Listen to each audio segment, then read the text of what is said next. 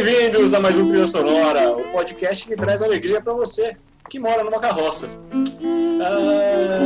Sim, mas hoje também a gente vai falar... Eu queria morar na carroça, viu, Eduardo? Você gostaria de morar numa carroça? Bom, Eu gostaria. faz sentido, mano. Bom, hoje a gente também vai falar sobre música e temas sociais e históricos. O que a gente escolheu para o episódio de hoje é o incomparável músico francês Django Reinhardt, e a gente vai falar do tema exclusão social.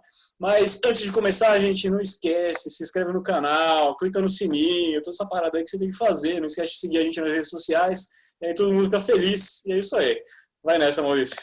Então, é isso aí, Du. E para nosso bate-papo descontraído, aí a gente trouxe dois caras que curtem o Django, né? Temos o prazer de receber o Luiz Bevilacqua, músico, professor de inglês e colaborador do site Taste of Cinema. Tudo bem, Bevilacqua? Tudo bem, Lupa, tudo bem, amigos, Edu e Manolo, já de longa data, né, aqui de Guarulhos. Prazerzão aí estar com vocês aí, para ter essa conversa. Da hora, cara, o prazer é nosso. Boa, né? Bom, e no outro corner aqui temos Flávio Dantas, o Manolo Louco, que é músico, tem o estilo principal aí como rock manouche, ou rock cigano. Suas músicas, né? As músicas dele têm temáticas aí que vão desde bebedeira até críticas políticas, né? Sempre com esse ritmo contagiante aí, muito bom humor, é claro. Eu não posso esquecer de falar que também ele tem uma incrível imitação de Silvio Santos, que a gente vai ter que dar palhinha depois. Por essa eu não esperava. Eu não podia esquecer, pô, eu não podia esquecer isso, cara. Numa melhor aí, durante a nossa conversa, eu dou. Tá, beleza. Ótimo. Não podemos esquecer também. Bom, claro. Isso aí. Vai adicionar bastante aí pro nosso bate-papo. Tudo certo, Manolo? Prazer estar aqui com você, cara. Obrigado pelo convite. Muito tempo sem ver você, o BV também. Prazer em conhecer o Maurício. Prazer. Estamos aí. Não moro mais em Guarulhos. Estou residindo agora em Cachoeira Paulista faz um pouquinho mais de um ano. Mas sou guarulhense. Cachoeira Paulista é freguesia do... Não é isso. Não, é cidade Cachoeira interior. Paulista é interior de São Paulo, é Vale do Paraíba. Entendi, legal. Vocês sabem o que dizem, né? A pessoa sai de Guarulhos, mas Guarulhos nunca sai dela. Nunca sai da pessoa. Já ouvi falar outra frase nesse sentido, mas tudo bem. A gente sempre encontra guarulhense por diversos lugares do planeta, né? Sempre. Do planeta, sempre. É verdade mesmo, cara. Pior que Em outro estado, eu no Paraná encontrei guarulhense lá no Paraná, encontrei guarulhense em tudo quanto é lugar já. Então, gente, a gente vai falar de Django Reinhardt, nasceu em 23 de janeiro de 1910, mesmo ano do Noel Rosa, né? Vamos dizer, em uma pequena cidade belga, em meio a um acampamento cigano. Bom, é isso aí, gente. E, bom, o cara enfrentou aí tempos difíceis, né? Mas mesmo assim ele conseguiu aí o seu lugar ao sol. Ele se destacou no mundo do jazz, espalhando a música cigana pelo mundo. Com 5 anos, né, de idade, seu pai deixa a família, né? É uma tradição musical. Em 1920, né, muita gente acontece isso. Em 1920 eles se mudam para Paris, né, onde Django passou grande parte da sua vida e desenvolveu sua carreira musical. Antes da gente começar a falar, a gente vai começar falando da vida dele, né? Do comecinho da vida dele.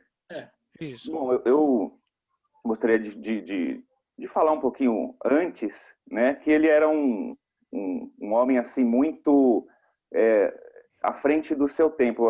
O pessoal costuma usar muito essa palavra, né? Ele era um gênio, né? Ele era virtuoso, ele nunca estudou música, ele era autodidata, né? Ele era de família cigana, então ele estava sempre rodeado por instrumentos musicais, por ciganos, por música, o tempo inteiro, desde criancinha. Então ele já tinha esse contato com a arte, né? O pai dele ele era luthier e também tocava piano e também era palhaço. Dizem algumas fontes que o pai dele também trabalhava como palhaço. E a mãe dele era dançarina e acrobata. Então ele já era inserido desde criança nesse universo artístico, né? O tio dele tocava violão, a tia dele também tocava piano, né? E isso influenciou muito a virtuosidade do Django no decorrer da vida dele. Pô, legal, mano. Isso aí eu não sabia não do pai dele, da família dele. ser de circo. Pois é. Bom, não aí é bem vocês... de circo, ele apenas atuava como palhaço. Não, o pai atuava como palhaço, a mãe era Dançarina. dançarina, acrobata. É quase um circo. Dançarina e acrobata. É É impressionante. uma tradição, né, cigana, eles tinham esses artistas itinerantes. Legal. Aí vocês conseguem confirmar, mas diz aqui que aos 12 anos ele começa a tocar banjo, né? Recebe um banjo lá do vizinho Isso dele, aí. né? E Tem depois... foto, né? Tem muita foto dele novinho com um banjo na mão, né? Isso, ele tocou banjo. O primeiro instrumento que ele pegou firme, que ele se profissionalizou, foi o banjo, né? Ele tocava muito bem banjo. Ele começou a tocar desde os 12 anos de idade e começou a tocar numa região da periferia da França, onde sua família se mudou, né? Como o Maurício citou um pouquinho atrás. E lá era uma reunião, um encontro de muitas tribos ciganas de diversos lugares da Europa. E todos os domingos havia uma feira lá nessa região, onde eles se reuniam para comercializar e também para vender música, né? Eles trabalhavam como músicos animadores ali nos bares da região, dos bistrôs. E o Django, ele tocava banjo muito bem. E todo mundo requisitava a presença dele nas diversas bandas de musette, que era uma música, um ritmo local muito famoso na época, muito popular. Então ele era muito requerido com 15, 14... aí em diante ele já era muito requerido nas bandas locais ali para tocar. Começou cedo, né? Muito. Bom, e aí tá falando que ele não foi só o banjo, né? Piano, violino, violão, a coisa toda. Né?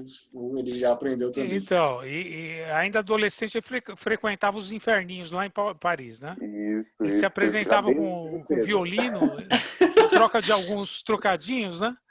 Mesmo tocando como um músico profissional, ele não era reconhecido, né, como profissional, por causa do preconceito com o jazz, né, Manouche, e que não era bem visto na França. Época, o preconceito principal que eles sofriam era por ser cigano, né, que era tido como um povo totalmente execrado da sociedade, né? Eles tinham que viver em guetos, tinham que viver à periferia da cidade durante as noites para conseguir viver na sociedade parisiense, a não ser que ficassem reclusos aos seus assentamentos, né, às suas casas.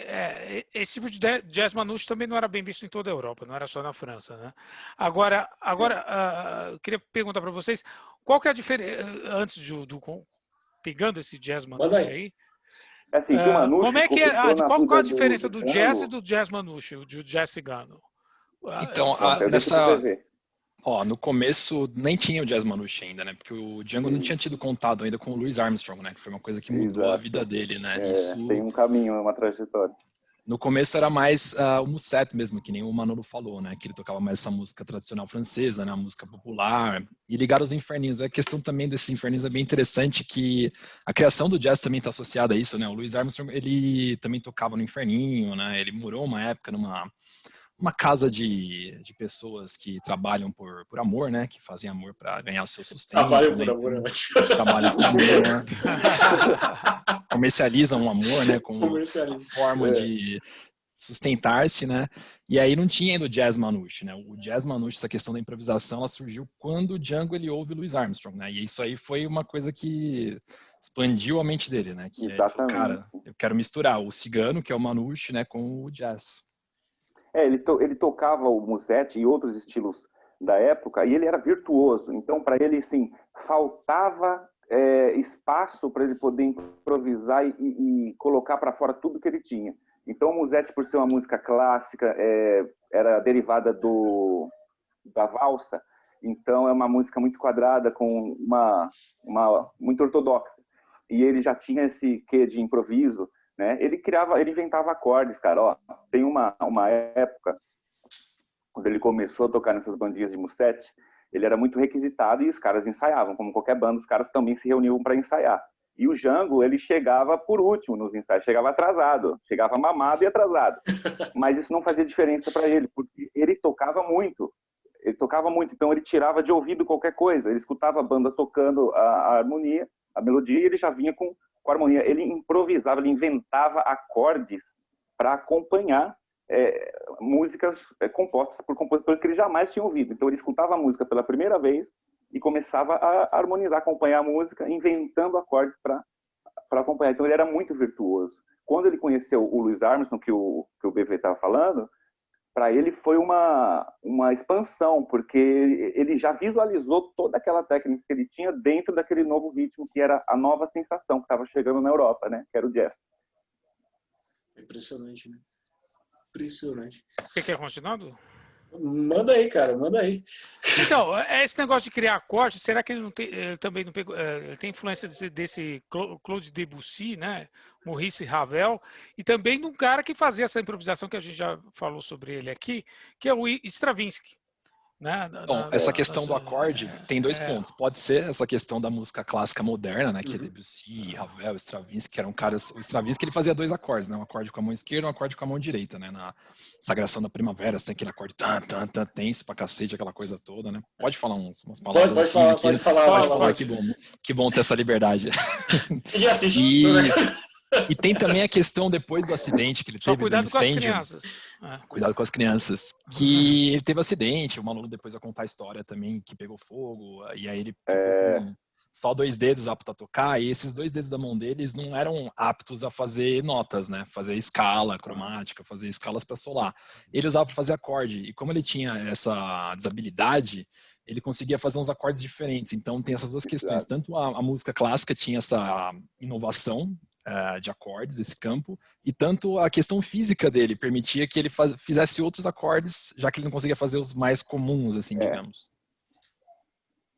O importante é a gente separar a cronologia, porque assim, o Django sofreu um acidente, se eu não me engano, ele já tinha 25 anos, 26 anos, então ele já tocava há muito tempo, ele já era virtuoso desde criança. Ele era virtuoso. Ele, quando pegou a primeira violinha na mão, ele já tocava, que o pessoal falava, meu Deus do céu, essa menina aí vai estourar. Então... Ele estava falando aqui que foi depois da primeira gravação dele que pegou fogo a carroça e tal, e aí ele quase morreu. Ele já tocava profissionalmente, já fazia algumas pequenas gravações, assim, digamos, underground, né? Gravações, assim, independentes, né? Para tentar divulgar o seu som. Então, ele já tinha casado, era recém-casado, estava casado há pouco tempo, e com 20 e poucos anos, e ele sofreu... Acho que foi 18, viu Manolo? Só corrigindo, acho que foi com 18 anos. 18 anos? Existem controvérsias, acha fontes que falam idades diferentes, mas cerca de 20 anos ele sofreu esse acidente voltando para a casa dele, para a caravana dele, né? Tinha um monte de flores de celulose que eles iam vender no dia seguinte no cemitério, que era a véspera do Dia dos Mortos, se eu não me engano. E por acaso ele derrubou uma vela em cima lá e incendiou-se tudo. E ele conseguiu salvar a mulher dele, só que sofreu queimaduras muito graves no lado esquerdo do corpo dele todo. E afetou principalmente a mão esquerda dele, onde ele perdeu os movimentos do dedo mínimo e do dedo anelar. Né? E teve que reaprender a tocar violão do zero, não só violão. Quer dizer, ele focou apenas no violão depois desse acidente. Ele passou a tocar apenas violão. Mas antes ele tocava outros instrumentos. Então, a partir do acidente, foi um marco, onde ele passou a tocar apenas violão e desenvolveu o estilo dele, que é o manouche, que é com esses 2 dedos apenas. Porque ele já tocava o jazz, só que tocava com a mão. Já se aventurava no jazz. Era o começo de tudo, né? Nesse momento. Então. Acho que ele não parou de falar, é só a conexão dele que parou. Talvez. Não, agora voltou. Não, eu parei. Não, ele parou. Vai lá, Du. Então, continua você, Du. Fala aí. Faz uma questão aí. Aquelas questões inteligentes. Não, eu sei questão por enquanto. Mas é realmente o que ele estava falando lá, né? Ele fez tudo isso daí e lançou uma porrada de sucesso depois que tudo isso aconteceu e ele começou a tocar desse jeito mais dele mesmo, né? E aí em 1933, né? Então ele está com 23 anos, ele cria o lendário quintete do Hot Club de France. o francês do Du é muito melhor que o meu. Quer dizer, o meu francês não tem nada, porque eu não sei falar. Mas, enfim, o sucesso foi tão grande, né, que logo assinaram com um contrato com a gravadora Ultrafone, né? E o grupo vai lançar algumas gravações, né? I Saw Stars, né? Lady Be Good, Tiger Hack e Dinah, entre outras. Mas o Dinah não é a maior fábrica de produtora de limpador de para-brisa aqui do Brasil, não. É outra Dinah. Mãe Dinah. Espera. Não é a mãe Dinah também. Sim. Agora, só para falar um pouco das músicas que fizeram sucesso dele, né? E os álbuns que fizeram sucesso aqui em 35, segundo fontes, que não sei se são muito confiáveis, ele lança Lily Bell, May June, Sweet Sue, Just You, Confessant, The Continental e Jungology, que é um dos seus maiores sucessos lá. Então, ele sobrevive na Segunda Guerra, né, sem ser preso, ao contrário de muitos ciganos que pereceram aí no chamado poragimos, não sei, que é o assassinato sistemático de várias centenas de milhares de ciganos europeus, feito pelo regime nazista, né? Ele foi alertado desses perigos aí, ele e sua família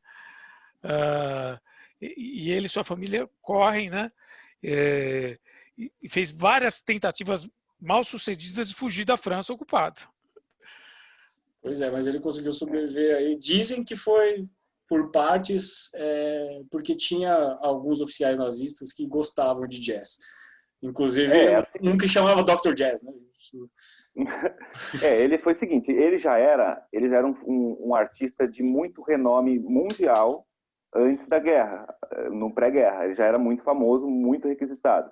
E então, quando começou a guerra, ele continuou tocando. Ele era residente na França, então ele continuou trabalhando. A França nunca foi atacada, nunca foi bombardeada. A França foi poupada, eles apenas ocuparam. Né, a maior parte, digo Paris, né, a capital. Eles pouparam a capital porque eles queriam tomar, né, os alemães queriam tomar posse da França. Então, a cidade foi poupada. Depois que a França foi ocupada e o governo de Vichy foi instalado, o jazz ele tinha sido banido em todo o Reich. Porém, na França, o jazz foi permitido única e exclusivamente por causa do Django e do quinteto que ele tinha, que era uma atração mundial. Inclusive, os próprios nazistas se divertiam nas noites em Paris, assistindo o Django. Então, ele era uma personalidade, apesar de ser cigano, de ser francês, ele era uma personalidade querida por todos, entendeu? Então ele teve essa sorte de ser virtuoso, ser um excelente artista, né, e tá lá. Mas parece que ele também teve problemas porque oficialmente não era permitido o jazz, né? Era por causa dessa popularidade dele e de alguns. Na França de Vichy era oficial. Na França de Vichy era oficial. Fora da França não, apenas na França. Na Itália também. Na Itália também tem uma história interessante disso. O Louis Armstrong, na Itália, o jazz era proibido também no fascismo, né? Porque eles não aceitavam essa cultura, né? Porque no fascismo e no nazismo tinha essa questão da cultura superior, né? Ariana, né? Então eles achavam que só a música clássica austríaca ali era superior. Isso até contamina até o ensino de música clássica hoje em dia, que dá para fazer um assunto de outro podcast. Dá para fazer um podcast disso. Tem que chamar o Luiz para isso. Teoria musical é uma coisa um pouco racista até em termos assim, porque eles acham que só existe Mozart, Beethoven, Bach e eles ignoram toda uma outra tradição de música africana, oriental, etc. E aí na Itália, o Louis Armstrong, ele assim era proibido jazz e eles comercializavam às vezes com um nome italiano. Então você podia comprar um disco do Luigi Bracioforte, não do Louis Armstrong. Você comprava um disco de Luigi Bracioforte para ouvir lá o jazz na sua casa em Roma.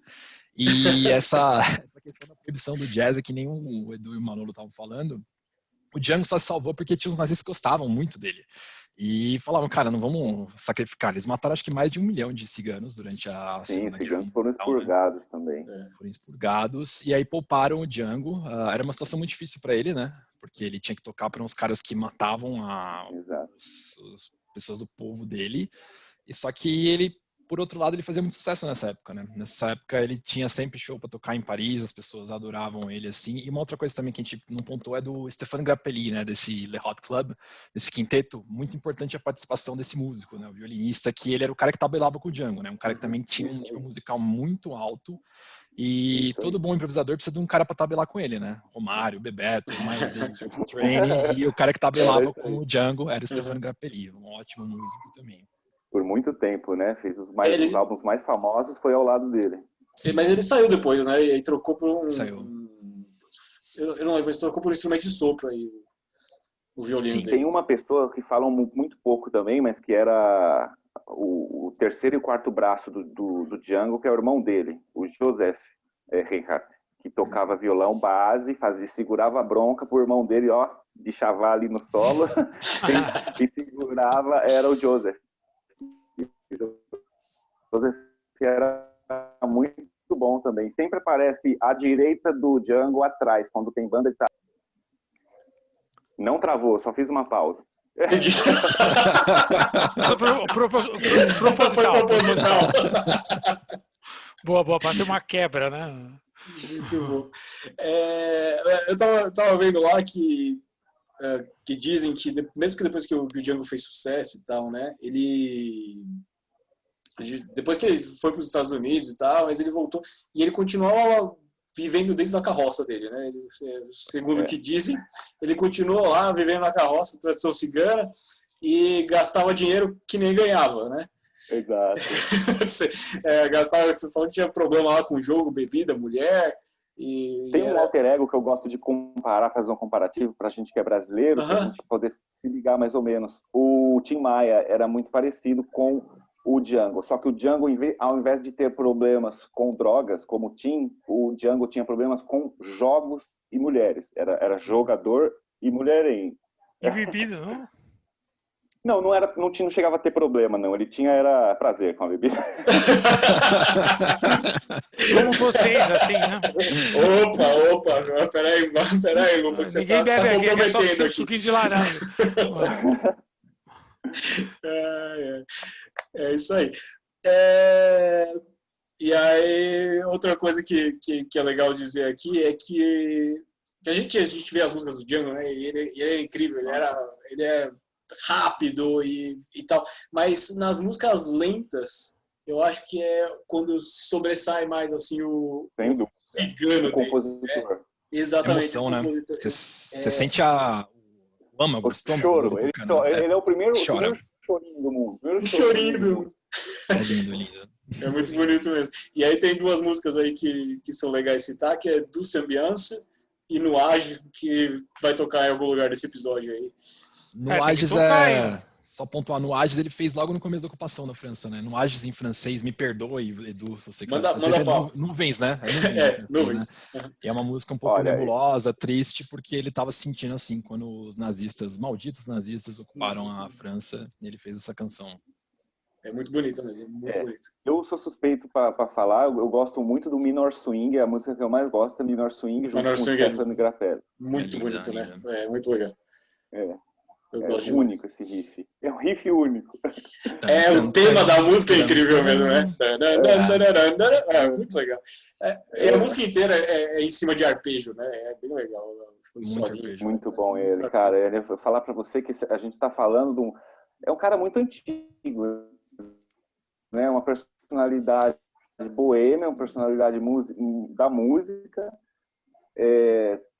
mas é um cara assim, gênio fora totalmente. O cara nunca estudou, nunca leu uma partitura, totalmente de dom. Nasceu para isso. Perdeu ainda movimentos da mão, acidente e pós-acidente que fazem do Django, e todo mundo, há um consenso que o violão dele soa muito melhor depois que ele perdeu os 2 dedos. Ele passou a tocar só com 2 dedos. O violão dele passou a soar daquele jeito único. Inclusive, foi apelidado de à la Django, o jeito que ele toca. À la Django. Inclusive, você pode aprender a tocar jazz manouche. Você também não precisa cortar os dedos, tá? Por favor. Não precisa.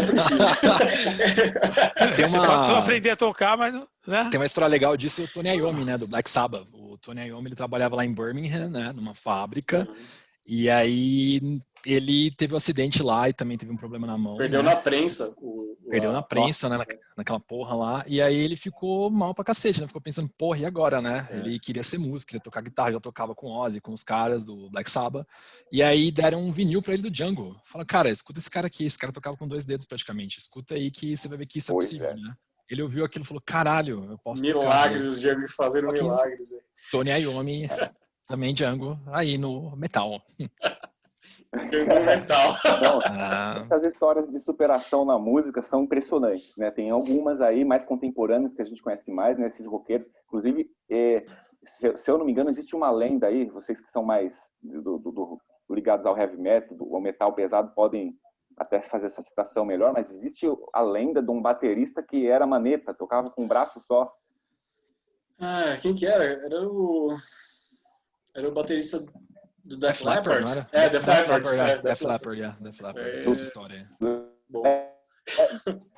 Mas o Def Leppard Leppard... é a banda, não é isso? Mas Def Leppard só ia ficar bom se tivesse nenhuma mão, assim. Um braço Exatamente. Se cortar os dois braços, aí o Def Leppard fica uma ótima. Ia ficar ótimo.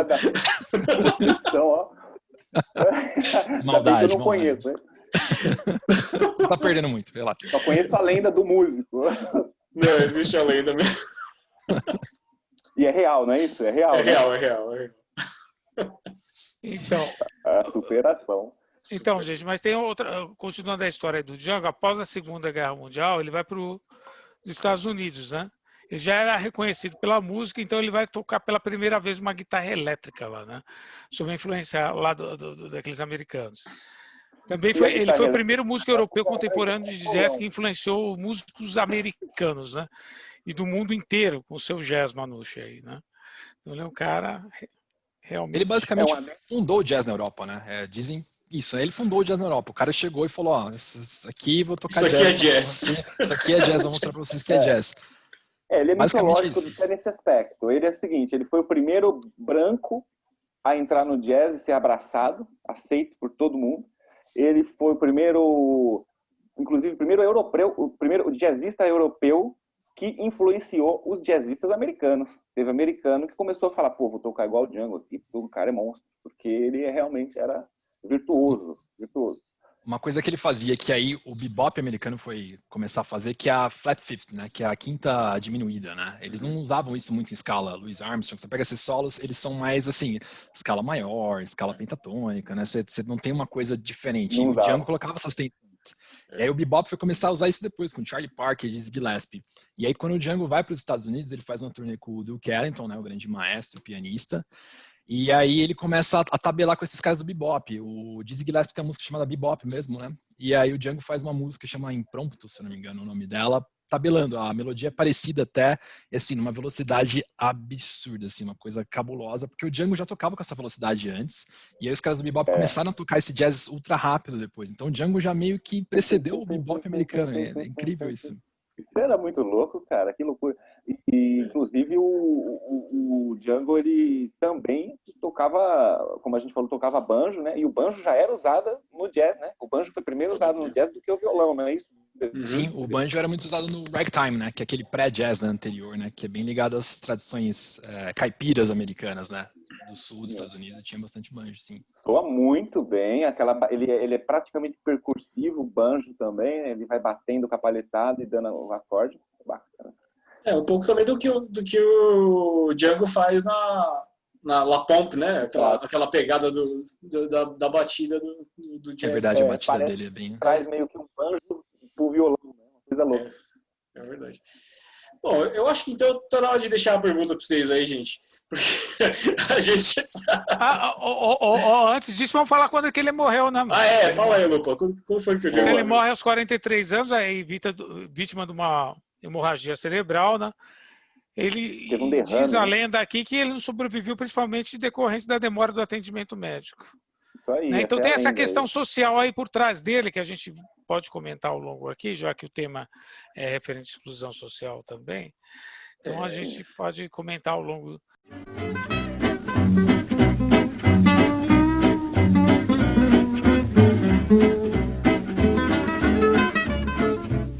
A vida do Django aí, uma vida impressionante, um legado importantíssimo aí para a música mundial, para a música do jazz e tudo mais. Agora, deixar uma pergunta para vocês, Manolo e Luiz. Quais são as características da música cigana? Essa é a primeira. Qual a importância dela, né, na música mundial? E onde que a gente consegue ver a influência dela aí em outros ritmos, em outros gêneros? Manolo, começa você, seu especialista. Exatamente. É com você, cigana é com Boa, ele. boa, boa. Vamos lá. Olha, você perguntou qual é a influência da música cigana na música mundial, é isso? Então assim, primeiro, quais são as características da música cigana? Né? Como você consegue dizer o que é uma música cigana? O que ela... Cara, é tocada, mas fala também? Não fala. O que a ela fala? A música cigana é o seguinte, ó, vamos lá, começar pela música, sem letra, sem poesia, música crua, melódica. A música cigana é uma música de improviso, uma música cultural local, uma música natural, uma música que surgiu da necessidade natural de música daquele povo, entendeu? Então é uma música acústica, uma música digamos até folclórica, né? Que é caracterizada principalmente por acordes simples e com base em acordes menores. Usa muito linha de acordes menores e acordes simples. São 3, 4 acordes. A maioria das músicas ciganas de raiz, né? E livre improvisação dentro desses acordes aí. Então, violino improvisa, violão improvisa, acordeon, flauta, dependendo aí das linhagens ciganas. Então, essa é a característica cigana. Quando você escuta, falando musicalmente, assim, sensorialmente, quando você escuta, o que você sabe? Você está ouvindo uma música cigana? Cara, é uma musicalidade, uma sonoridade que você sente que ela te atrai para perto da terra. Você sente que ela vai puxando você assim para a raiz, para coisa terrena. É uma música bem analógica, é uma música até um pouco oriental nesses solos que ela tem nessa melodia dela. Você sente um pouco de Oriente Médio, você sente um pouco de Índia, você sente um pouco até de Oriente Extremo, de China, cara, mas com uma ocidentalização de ritmo, cara. A influência dos única. na é única. E a questão da letra? As letras falam sempre sobre o cotidiano deles. Falam sobre, desde lida, o que eles fazem para lidar, para comer, para cuidar do campo, para trabalhar, até histórias de amor, desilusões amorosas, histórias gananciosas, de pessoas que querem lucro, dinheiro, histórias de crianças, falam muito sobre crianças, eles usam muito simbologia, eles dão exemplos, por exemplo, dão um exemplo de como um pássaro é livre, por exemplo, numa letra, entendeu? Para se referir à liberdade, ou como uma criança é pura, para se referir à pureza, entendeu? Coisas desse tipo. As letras são bem naturais, bem puras, assim. Bom, agora fica à vontade aí para falar qual a importância na música mundial, influências e tal. E também pode falar, a gente também Olha, pode... a influência na música mundial, realmente, a maior influência está no Django, cara. Isso aí não tem outra. Da música cigana é trazida para a cultura global. Então, o Django é o maior ícone da cultura cigana, não tenha dúvida disso, né? Tanto é que hoje em dia é difícil você ouvir bandas que têm a musicalidade cigana, bandas populares que têm a musicalidade cigana, têm influência cigana, são raros, né? E estão mais localizados numa região, que é na região da Europa Oriental, principalmente. Esse pessoal dos ciganos também estão localizados nas periferias da Europa Ocidental também, né? Você pega ali na Espanha, você tem muita gente na periferia, ocupa essa periferia, né?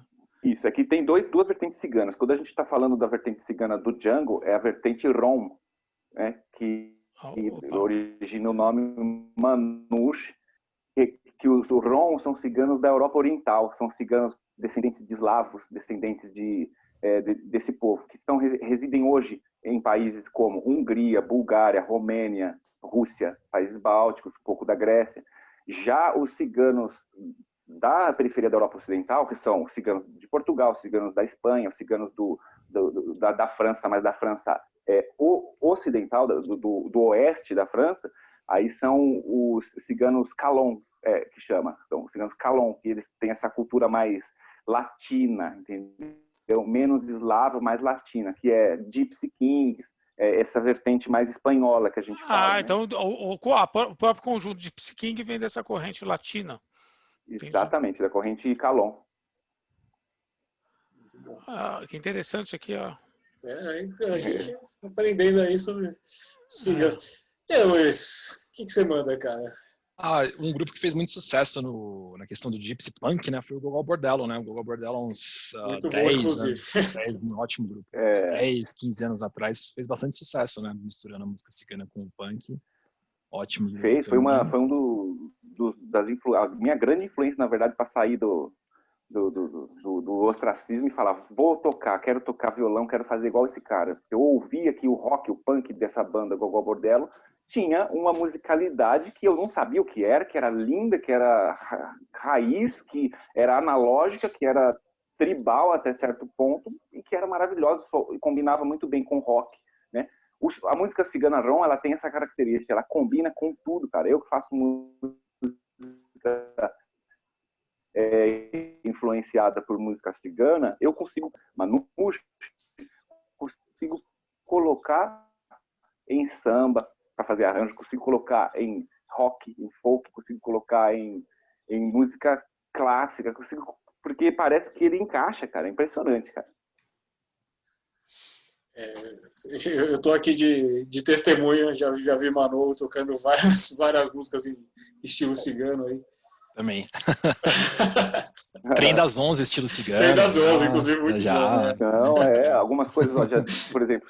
Pode dar uma palhinha aí, não tem problema não. Podemos marcar, né, cara? Podemos combinar sim, né? Fazer alguma musicalidade ao vivo. Mas dentro do samba, o samba encaixa demais. Isso daí é um estudo brasileiro único, que poucos tiveram esse privilégio. Eu acabei estudando, caindo de paraquedas, porque buscando conteúdo, mas samba eu consigo fazer tudo. Adoniran Barbosa, originais do samba, Bezerra da Silva. Falar só uma curiosidade aqui. Então, o Reinhard nasceu em 1910, o Adoniran Barbosa nasceu em 1910 e o Noel Rosa nasceu em 1910. 1910, é um ano de... E o Corinthians nasceu em 1910.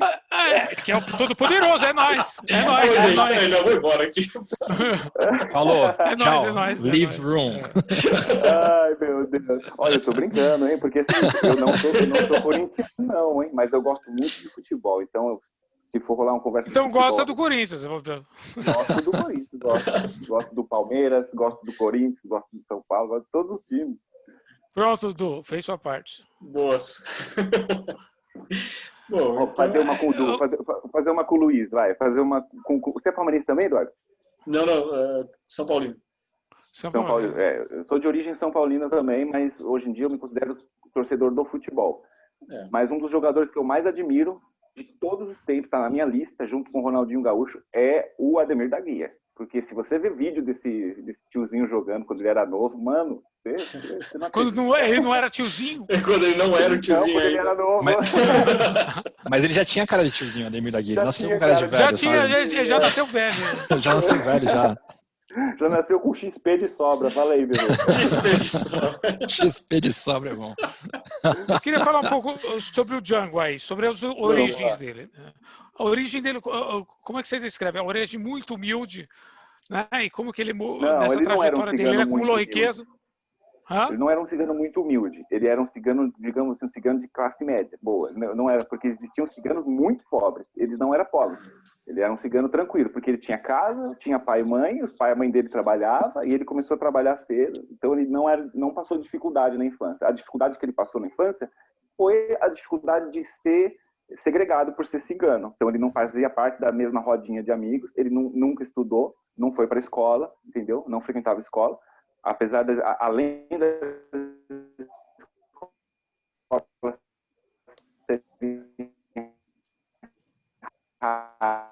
naquela época, ele não frequentou a escola, então ele havia ler, ele lia algumas coisas, assinava com X algum contrato e bola para frente. Agora a gente sabe que ele não precisava frequentar a escola, né, pelo dom dele. Não. Então, a gente vê contra o povo cigano ali, um grande preconceito Isso. nessa época. E trazendo agora um pouco mais para a atualidade, né, a gente vê hoje diversos tipos de preconceito. Não é só contra os ciganos, né?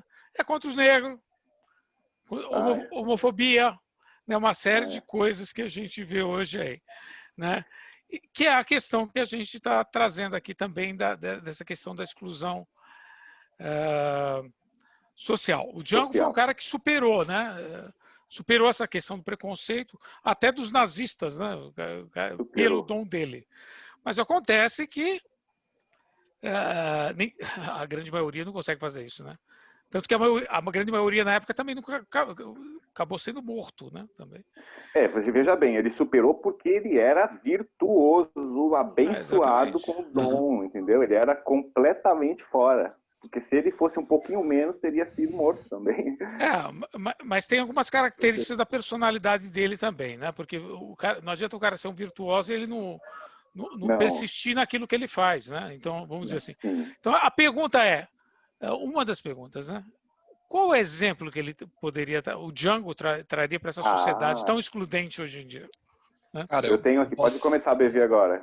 Eu posso falar o seguinte, acho que a música, de forma geral, é isso, né? A questão da integração, né? A música não segrega, né? Você tinha, por exemplo, o Django tocando na França ocupada, depois o Django foi para os Estados Unidos tocar com negros, que eram segregados nos Estados Unidos, né? E nos Estados Unidos, naquela época, você não podia ter, assim, banda de branco e negro trocando no sul dos Estados Unidos, isso era proibido, né? E aí os negros tinham que ficar num hotel, os brancos em outro, isso aí só foi ser quebrado lá nos anos 60, depois com o Martin Luther King, o movimento dos direitos civis, e isso é uma coisa que a música traz muito. O próprio jazz americano é muito influenciado, obviamente, surgiu da música negra, mas muitos judeus eram grandes jazzistas, principalmente na época do swing, né? Woody Herman, Benny Goodman, eram tudo judeu. Avery Miller também, eram judeus. E, cara, fantástico, assim, música fantástica. E os americanos, que se dizem, assim, os donos da terra, né? Os ingleses e tal, não faziam porra nenhuma, cara. Música negra, judeu fazia, um cigano, o Django Reinhardt começou a fazer na Europa e trouxe para os Estados Unidos o Manouche.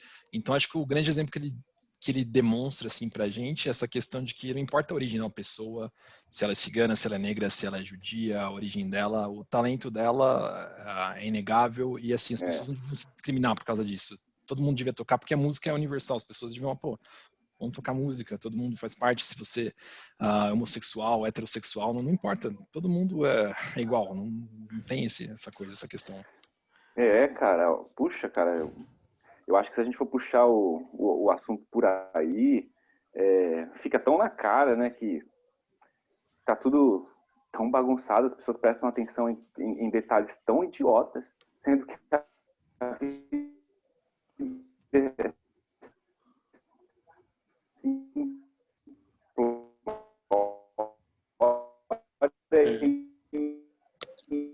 e objetivo.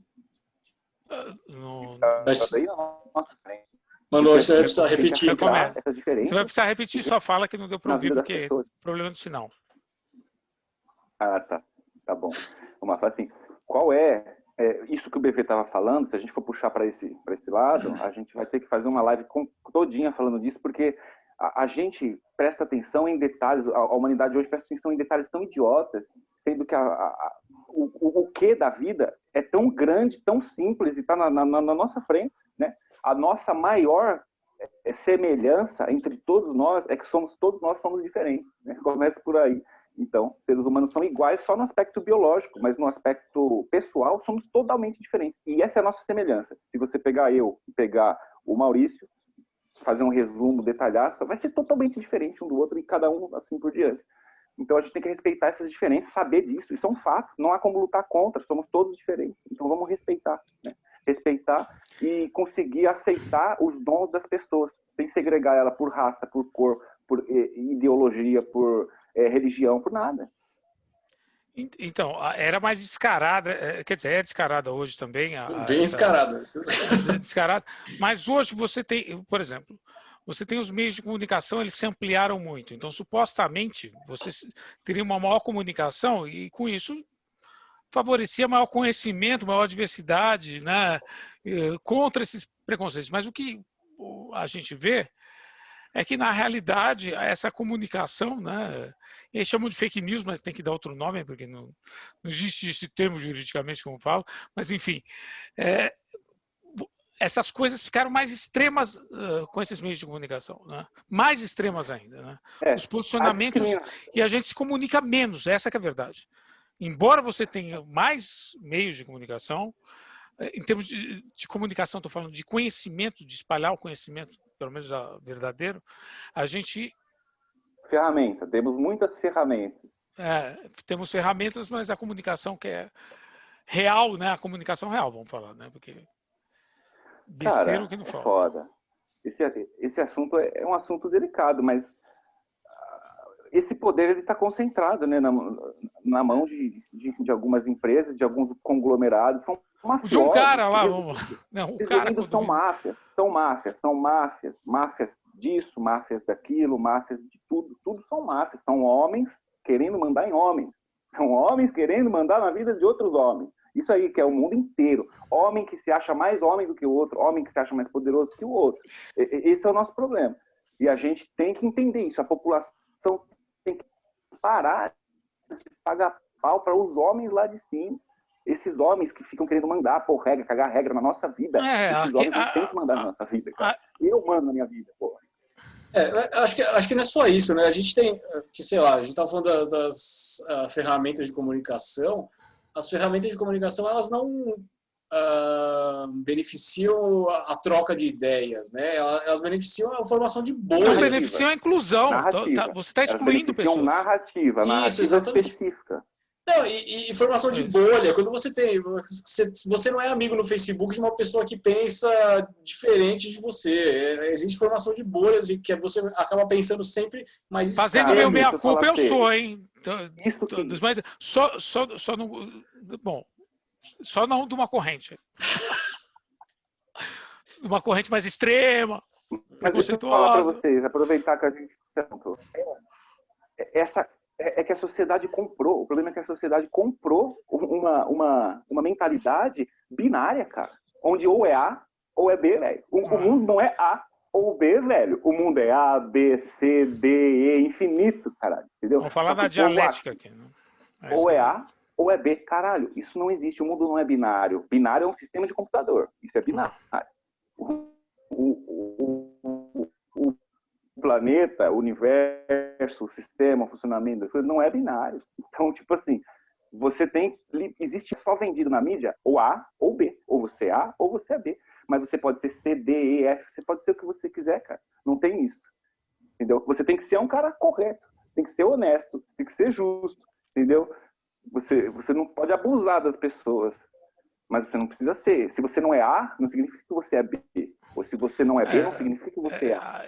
A questão é a margem para desinformação, né? E a gente não sabe ainda como coibir essa desinformação. A desinformação é a informação passada de forma manipulada, né? Vamos dizer assim. A gente não sabe como ainda controlar. Estão fazendo lei de proteção de dados, fazendo um monte de coisa, mas ainda é uma área bem... Mas isso como é que você vai saber o que é verdade e o que não é verdade, né? Partindo mas você vai fazer uma lei... desigualdade absurda de conhecimento, de informação. A gente tem uma desigualdade de renda, de conhecimento, de... Então, faça uma lei que proíbe a pessoa de roubar. Você vê, é a mesma coisa. Faz lá uma lei que proíbe o cara de roubar. Já tem lei que proíbe o cara de roubar, mas o cara rouba. Faz uma lei que proíbe o cara de mentir. O cara vai mentir do mesmo jeito. Meu amigo, lei é um guardanapo sujo.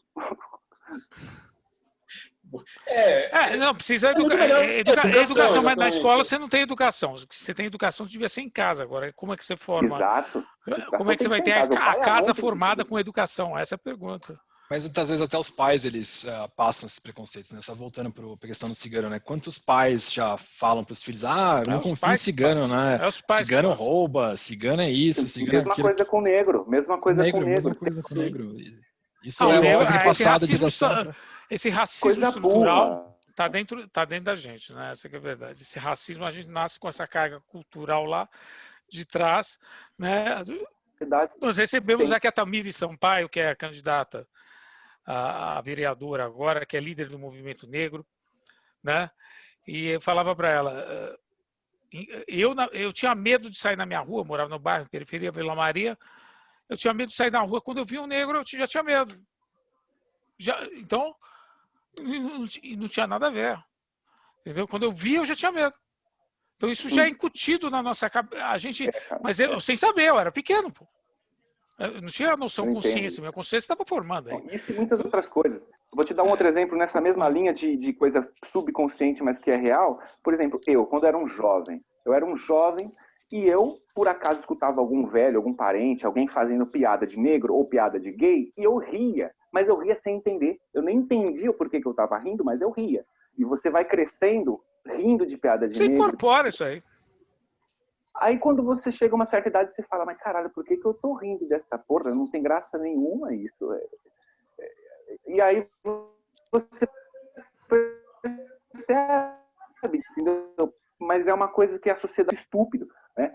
É tudo muito simples, a gente não precisa ficar prestando atenção em detalhe besta. O grande detalhe é, todo mundo precisa comer, todo mundo precisa dormir, todo mundo precisa de diversão, de alegria, todo mundo precisa de paz, né? Isso aí, todo mundo precisa. Você vai pegar desde o psicopata mais cruel, assassino, genocida, até o mais santo. O cara que morreu foi direto pro céu, de acordo com crenças aí que acreditam. Até o Dexter precisa. Eles todos precisam. Eles precisam de... Todos vão precisar, tá? Então, cara, é só a gente se atentar a isso e tentar dar isso pra todo mundo que acabou. Ô, Bevilacqua, o que você pensa sobre tudo isso que nós estamos falando? Cara, eu concordo com vocês, absolutamente. Acho que a sociedade Estamos era pra viajando ter... já, hein? A gente está viajando mas bastante já, né? Tem que Tem que viajar, sempre bom viajar. É ótimo. E concordo com vocês, cara. Acho que a sociedade, teoricamente, ia melhorar, né? Que a gente ia ter mais informação, que nem o Lupa estava falando. Mas o que a gente vê é uma bolha de informações, é manipulação, né? Se você vê uma coisa, sempre vai ver essa mesma coisa que o algoritmo vai fazer, você vê essa mesma coisa sempre, você vai sempre pensar igual. Então não existe espaço para diferença, para confronto, para discordância, né? Isso é muito ruim assim, né? Então, concordo com vocês. A questão da desigualdade está por trás de tudo isso aí. Desigualdade de renda, desigualdade de conhecimento. Várias desigualdades que permitem que esses grupos, né, vamos dizer assim, né, lá, os donos do poder, que você fala que está na mão de meia dúzia, controla esses meios, né? Ainda existem alguns menos conservadores, né? Mas você vê nosso país, né? Então... Mas talvez o problema seja mais estrutural, né? Porque eles não só controlam... A gente percebe no mundo isso, né? A gente controla, eles controlam os meios e como a gente recebe as informações, mas é muito pior. Eles controlam como a gente é inteligência educado. Eles controlam como a gente é educado, quais são as coisas que são possíveis, por exemplo, a gente vê aí discussões do governo de a gente já está na Matrix faz muito tempo. Qual cartilha a gente tem que usar na escola e tudo mais. Esse tipo de coisa. É um controle que você vai ter. A gente já está na Matrix há muito tempo. Na minha opinião, o problema é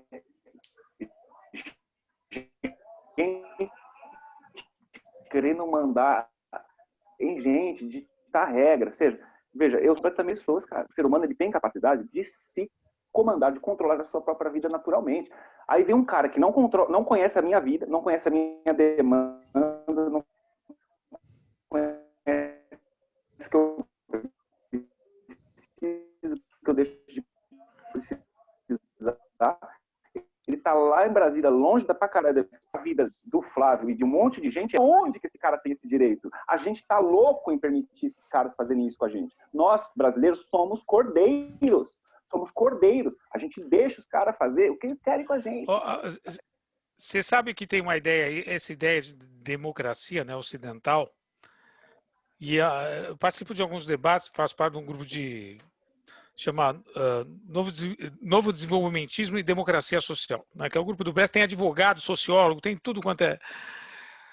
E aí tem cara que é especialista no sistema chinês. E todo mundo chama a China de ditadura. Acontece que na China tem um partido, não é esse Partido Comunista? Tem 110 milhões de participantes da população do Partido Comunista. Eleitos. 110 milhões. Isso significa o quê? Que cada 12 pessoas, você conhece o cara que é representante lá, o trabalhador, o cara que ele não recebe nada, tá?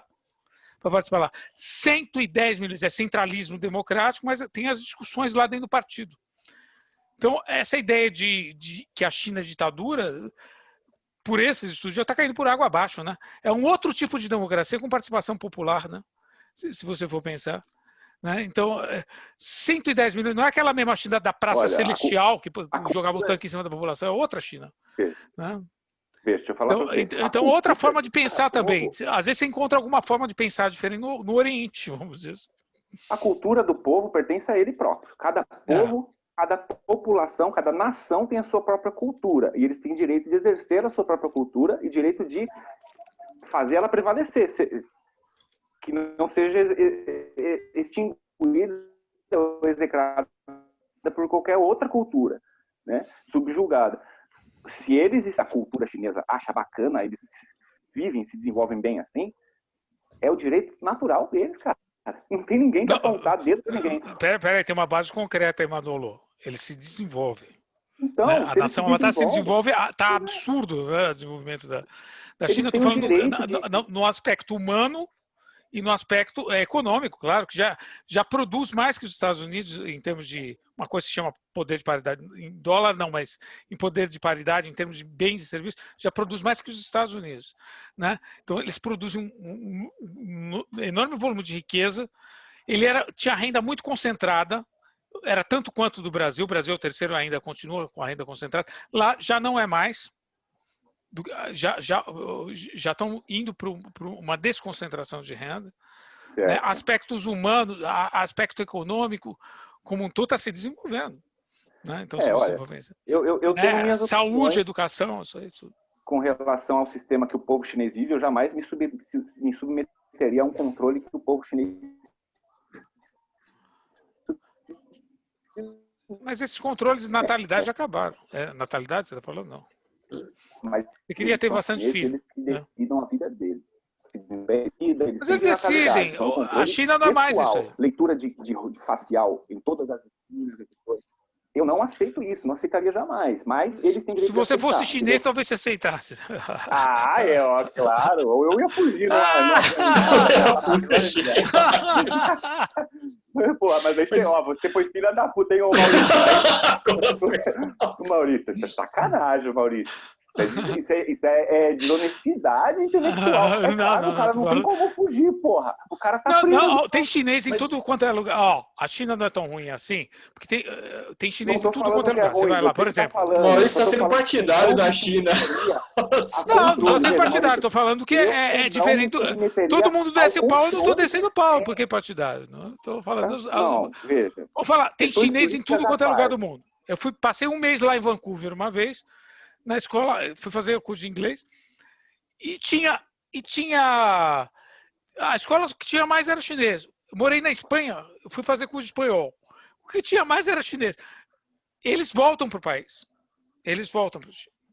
Então, se fosse tão ruim assim... Isso aí você está pensando na Praça Celestial lá nos anos 80. Isso aí é outra coisa. Você está fazendo uma leitura. Eu acho que você acha que eu estou pensando. Eu estou pensando o que eu estou falando. E o que eu estou falando é, hoje, 2020, eu não me submeteria ao nível de controle centralizado estatal que todos os populares da China se submetem, como cadastro central, com leitura facial, o cara sabe quanto que você tem na conta, se você é um cara que está devendo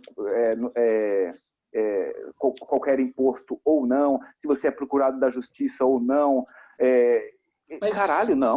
Mas você já está submetendo a isso. Você já está submetendo. A sociedade atual... Peraí. Segura isso aí. Porque eu acho que faz parte um pouco do que o Manolo estava falando antes. A gente nasceu num sistema, então a gente tem todo um background, né? A gente tem todo um histórico. E a gente aceita melhor o sistema que a gente vive, a gente aceita essa democracia que a gente está aqui, de modo geral. A gente sabe como conviver aqui, do jeito que o chinês aceita. E para ele é natural o que acontece na China. Eu tenho. O cara dá o jeito dele, a gente dá os nossos jeitos. E não é melhor ou pior. Exatamente. É simplesmente você tem. Para de normalizar as coisas. É claro que aqui é muito pior que lá. Vocês estão normalizando tudo. Os caras estão crescendo, criando riqueza, tendo emprego, renda. diminuindo desigualdade, melhorando a saúde. Aqui, Manolo, então vamos conversar. Não é melhor que a China. O Brasil não é pior que Manolo, a China. você já é controlado. Entra na internet e dá uma googada em qualquer bem que você quer. Começa a aparecer no seu Facebook, Instagram, na sua guitarra começa a aparecer. No Jazz Manouche começa a aparecer. Os caras estão controlando, a gente já é controlado completamente por esses meios de comunicação. A gente é controlado. Olha, meu telefone foi. Ó, não, vou dar um exemplo. Meu telefone subiu a linha, de repente sumiu minha linha. Não tem acesso a YouTube, pô. Os caras têm que usar o Zoom lá, porque os caras não podem usar o aplicativo do Google, entendeu? Os caras têm que usar esse aplicativo. Não, mas não pode, porque o Trump proibiu. O Trump proibiu. Por isso que eles não usam. Inclusive, eu queria elogiar o Trump que proibiu o TikTok nos Estados Unidos. Gostaria também. Uma decisão muito boa para a sociedade americana, proibir o TikTok. Lá tem menos exclusão. É isso que eu estou falando. Estou entrando no papo da exclusão. O grande firewall da China. Manolo, nós somos controlados, Manolo. Pensa no seguinte, eu perdi minha linha de telefone, tá? Celular. Passou um 2G, deu pau, o que é? Eu não paguei? Não paguei. Tem 100 gigabytes, aconteceu, não sei o que aconteceu. Né? Aí liguei lá na Vivo. Aí os caras começaram a falar assim, mudaram seu telefone no Maranhão. Descobriram que foi o funcionário da Vivo que mudou meu telefone. Os seus dados, seja bancários ou qualquer um, eles estão disponíveis. A sua vida, entra lá no Google e dá uma Google, Manolo Louco. Parece sua vida lá, eu sei quem é sua mãe, seu pai. Eu já sei tudo. Peraí. Não é bem assim, não. Calma. Tá exagerando. Não, mas esses caras que têm o controle, eles já têm essas informações. Cara, deixa eu falar. Lembra daquela agência lá do como é que é o nome dele lá? Qualquer forma de controle é ruim, meu amigo. O Snowden. Qualquer controle é ruim, cara. Você não tem que pagar pau para um mestre. Você não tem que ter um mestre. Ó, mestre. Obedeça a você, mestre. Tá maluco, os Estados Unidos têm todas as informações. Snowden. Você paga pau para político, bicho. O que é isso, cara? Você paga pau para um cara que vai liderar a tua vida, Maurício. Para. Não. Você manda na tua vida. Não pague pau para governo X é melhor que governo Y. Qualquer forma de governo é autocrática. Qualquer forma de governo Entendi isso é anarquia. A anarquia eu entendo. Qualquer forma de governo é ilegítima. Entendi. É anarquista. De governo entendi. É ditatório. Sumiu sua voz. Bolsonaro, tá ok? São todos filhos da puta. Eu queimaria todos. Eu queimaria todos. No sentido figurativo. Bolsonaro, claro. Xi Jinping, Donald Trump, Emmanuel Macron, colocaria todos. Angela Merkel, todos iam para frigideira. Não me gusta muito de Macron. Desculpa minha revolta. Nós somos o povo, nós somos a se o povo não se indignar, quem vai se indignar? Nós somos você não pode queimar o garotinho que toca violão e o Witzel que toca trompete. Vocês já viram o Witzel tocando trompete? Ruim pra caralho, sério. Perdoa. Caralho. Eu vou tocar o trompete no cu dele. Com certeza. Gente, mas bom papo. Caralho. Essa aqui. Juiz safado, tem que apanhar na cara. Gente. Cara, a gente precisa reconectar de novo, gente. Foi naquela onda do Bolsonaro, né? O Bolsonaro levou. O Bolsonaro é o maior safado de todos os tempos, cara. Ele costuma ver nosso programa, pode falar aí.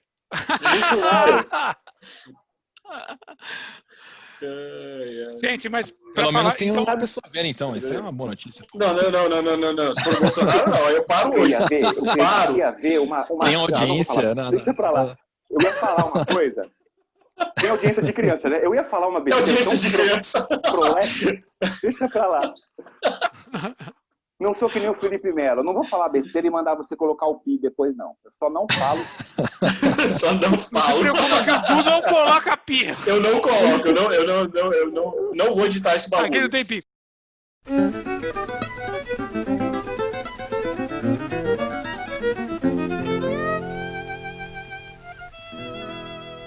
A questão da exclusão continua com... Se você pensa uma sociedade sem Estado hoje, essa questão da exclusão ela vai continuar. Porque quem tem o poder, né? Então, como a gente colocou, é o Bill Gates, é o Lehman. Esses caras vão dominar. Então, você precisa de uma intermediação do Estado para desfazer essas desigualdades e trazer a consciência, né? Não precisa. Não precisa. Você pode, na situação atual, na atual conjuntura, pode-se usar a ferramenta que já existe, o Estado, para que ele ajude nisso. Mas a desigualdade sempre vai existir a partir do princípio que somos todos diferentes. Não, sim, a desigualdade vai existir, mas não a extrema, né? A extrema desigualdade é o problema. Não, mas escuta, o que faz a diferença no final das contas é o altruísmo, porra. É você querer do seu coração ajudar o teu irmão, caralho, e não obrigar uma instituição a ajudá-los. Porque a partir do momento que você institucionaliza uma coisa, você governaliza uma coisa, essa coisa, ela passa a funcionar mal. Eu vou te explicar por quê. Porque quando um órgão é controlado pelo Estado, ele não tem um objetivo principal que faz a competitividade acontecer, que é o lucro. Quando você tem uma empresa privada, o lucro estimula a qualidade do fornecimento do serviço, porque você vai ter uma disputa. Quem oferecer o melhor serviço pelo menor preço vai ganhar o mercado. Quando você tem um serviço público, o serviço público não tem lucro. Por quê? Porque ele não tem competitividade. Então, mas escuta, não tem que ter mesmo, porque é público. Mas isso acarreta num funcionamento mal, porque o funcionário público não tem que dar resultado, porra. É só ele bater cartão e ir para casa que ele vai ganhar o mesmo salário. Depende da sociedade, ele dá melhor eficácia, não eficiência, como no mercado, né? Que o mercado é pela eficiência. O mercado prega a eficiência. Por isso que você concentra a renda. Se você deixa tudo no mercado, se você deixa tudo na mão do mercado, a tendência é você concentrar a renda na mão de um só. Essa é a verdade. O mercado é o mercado. É um grande monopólio. Hoje, o mundo é dominado pelo oligopólio. Poucas grandes empresas dominam o mundo. Isso, Se você coloca a ausência do Estado... Maurício, que existe Estado. Porque o Estado regula. O Estado fala, só a empresa tal, que tem tal pré-requisito pode. E quem não tem, não pode. Neoliberal. Quase Paulo Guediano. Regulação estatal, todo mundo ia poder concorrer, Maurício. Mas nem todo mundo pode, porque nem todo mundo tem recurso, né? Não tem dotação inicial de recursos. Então, só quem tem dotação... Arrume recurso. A possibilidade de você poder fazer, você tem o direito de poder fazer. Ah, não tem o recurso. Você não tem como ninguém tem. Todo mundo nasce pobre, Maurício. Não. Todo mundo nasce pobre. Você nasce pelado, pobre. Como é que é o nome desse autor aí? Não nasce, cara. Não te desse francês. Comida, não nasce pobre. Você nasce pobre. Você nasce só pelado. Você que nasceu pobre ficou rico. Claro, sim. Claro. Então, mas eu não é rico, assim, todo cara. mundo nasce pobre. Você pega o poder de herança na Europa, né? Que você tem esse... Como é que é o nome desse autor francês? A condição natural do ser humano a questão da herança. Frágil, pobre e pelado. Essa é a condição natural do ser humano. Ele sempre nasce frágil, aí você já entrou no Rousseau, hein? Mas existe herança, mas não importa em quem eu entrei. Eu estou falando um fato. O fato é, todo ser humano nasce pobre, pelado e frágil. Todo. Você nasceu forte? Você nasceu com alguns no Palácio de Buckingham. Você não nasceu com a conta bancária. Uma parteira, né? A conta bancária, então, era seu pai. Seu pai tinha, você não. Entendeu? Você nasceu pobre e pelado. E se seu pai não dividisse o dinheiro dele com você, você seria pobre e morreria de fome. Se sua mãe não te desse leite. Então, calma lá. Vamos só analisar pobre, fatos. a família continua pobre. Fato é, você nasce pobre e conta com a caridade e o amor do seu pai e da sua mãe para você se desenvolver. Porque se seu pai for um monstro e sua mãe for uma vagabunda, eles te matam e você nem sobrevive, você morre, a sua história acaba ali. Então você conta. Mas tem uma história por trás, né? Não tem história por trás disso aí? Pode citar para mim, a gente está aí para ouvir. Não, tô falando de história. Onde você nasceu? É o tal negócio. Hoje em dia, você tem mobilidade social, como você falou, que você pode ascender, dependendo da competitividade. Você tem uma certa mobilidade. E que isso conta a partir da Revolução Francesa, ali como diz Humberto Eco, que fala assim, a Revolução Francesa, Mas ele tinha talento, então ele pôde... Mas nem todo mundo tem talento, né? Então essa que é a questão. A pessoa que não tem talento não merece, né, ter o básico. Não, merece. A pessoa tem algum talento em alguma área. Desculpa, não existe nenhuma pessoa inepta. O ser humano... Não, mas eu não estou falando que não tem talento, mas não é gênio, né? As pessoas não nascem gênios, né? Mas então com tem talento. esforço, Agora você precisa de oportunidade. Com esforço, você também se torna um gênio. Tem o gênio de nascença e tem o gênio do esforço. Vou dar Tudo bem, dois você exemplos. nasce no meio da favela. Você nasce no meio da nascença. favela sem renda. Cristiano Seu pai não te Ronaldo põe é na um escola gênio e te coloca no farol para vender doce vencido. Então, você não tem renda, o seu pai te tira da escola e coloca no farol. Você está tendo oportunidade? Não, competição, deixa a competição gerar isso aí. Então você tem economia formal, economia informal, você tem uma série de coisas aí por trás que você precisa ter. A questão não é acabar com a desigualdade. A questão é diminuir a desigualdade extrema.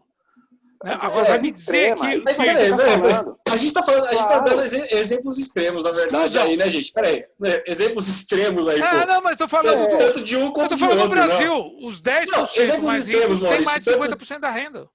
Ok, 10%. concordo, Agora, tudo bem.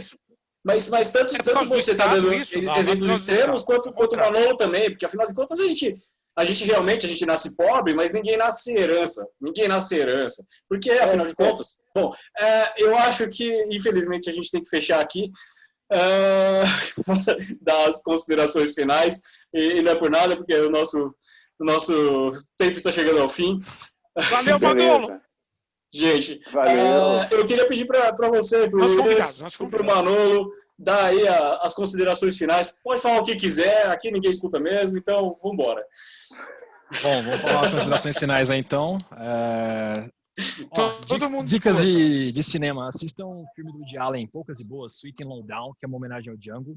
Ele inventa um violonista fictício, né, americano, para homenagear o Django. É um cara assim completamente pirado das ideias, bêbado, gosta de ir para lixão, atirar em rato. Dizem que o Django... Como que é o nome, Luiz? Poucas e Boas, Sweet and Low Down, em inglês. E é um filmaço assim de jazz e é homenagem ao Django. Esse violonista fictício que o Woody Allen cria, ele é um cara que ele venera tanto o Django que uma vez ele vê o Django, ele desmaia. Uma vez falam para ele que o Django vai ver o show dele, ele foge do próprio show dele. É realmente sensacional, assim, é uma homenagem do Woody Allen ao Django. O Woody Allen realmente venera o Django Reinhardt. E também filmes do Emir Kusturica, né, que é um diretor sérvio, que ele também colocava o Gogol Bordello nas trilhas, e muita música cigana, iugoslava, bem bacana. Então essas duas dicas aí. E é isso, amigos, foi um prazer conversar com vocês. Obrigado. Foi um prazer falar aí de música cigana. Fazia muito tempo que eu não vi o Flávio. Foi prazer, perdoa a parte política, hein? Não, eu só... É que eu acho que essa discussão ela cai melhor no bar. No bar, essa discussão ela cairia melhor. Vamos marcar esse negócio aí. Eu vou deixar tem que marcar. Não, mas tem a palhinha do Silvio Santos que nós esquecemos. É verdade. Tem... Considerações finais. Lembrei na hora, mano. Considerações finais em ritmo de festa. Considerações finais. Deixa eu falar aí pra vocês. Eu sou anarquista.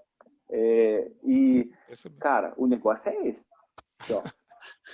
A gente tem que conversar. A ideia é igual, não vai ter nunca vai ter ideia igual. E sem querer, não falo mais com ele porque ele não pensa igual a mim. Caralho, para com isso, velho. Peraí, ninguém pensa igual, entendeu? E a gente, se vocês gostarem disso, vocês que estão assistindo, vocês deixam no comentário, dá o like, compartilha, que a gente faz de novo esses debates aí muito loucos, com pontos de vista diferentes. Todo mundo aqui, no final das contas, eu sei que todo mundo aqui, no fundo, quer o quê? Quer viver uma vida tranquila, em paz, favorecer os seus, sua família, quem ama, e não atrapalhar a vida do próximo.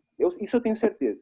Então, a gente, se unindo de princípios básicos que são em comum de todo mundo, mesmo a gente acreditando que o Def Leppard é a melhor banda de rock do mundo, não importa. A gente consegue conviver numa maneira tranquila, em paz. Eu gostei muito do convite, eu gostaria de participar de novo. Obrigado, Eduardo. Com certeza, Manolo. Muito tempo que eu não vejo você. Prazer em conhecer o Maurício. Prazer. Adorei conversar com vocês. O legal é isso, é conversar e argumentar. Vai treinando, vamos argumentar. A nossa argumentação vai ficar ótima para a gente conseguir conversar em paz. Pôr nossas ideias para todo mundo. E eu vou dar a palhinha do Silvio Santos por último aí para vocês. Fazer o convite aí para todo mundo se inscrever no canal aí do Eduardo, tá bom? Contamos com a sua divulgação aí, Manolo, Luiz. Pode deixar. O Du vai passar o vídeo para vocês depois? Não, com certeza eu passo para vocês aí. E vou passar também o contato do Maurício e o contato de todo mundo para todo mundo. Aliás, bom, isso aí. Então é isso aí, gente. Muito obrigado. Foi um prazer ter vocês por aqui. Peraí, deixa ele fazer de novo. Calma, ele vai fazer por último. Ele vai fazer por último. Vai fazer por último? Só para encerrar. Fechamento. Aí ele que encerra de hoje. Então é isso aí, gente. Muitas graças. Valeu, galera. Olha só, tá certo, vocês que estavam acompanhando o Menino do Universo, vocês acompanharam muito entretenimento, muita informação, tá certo? Hoje foi a história do Django e um pouco da desigualdade social, então não percam os próximos episódios